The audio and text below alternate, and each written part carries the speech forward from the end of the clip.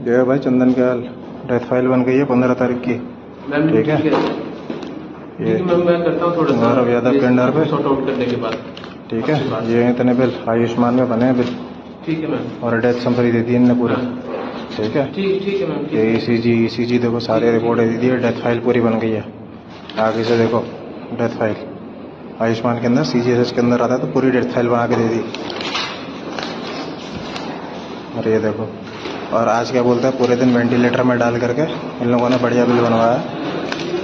ठीक है, जब 15 को डेथ हो गई है तो इन लोगों ने करा क्या है वेंटिलेटर में डाल करके बस क्या बोलते हैं हर चीज़। ये देखिए बोर्ड बाय डॉक्टर अजय, ये हमारे विम्पे डॉक्टर है, डॉक्टर अजय।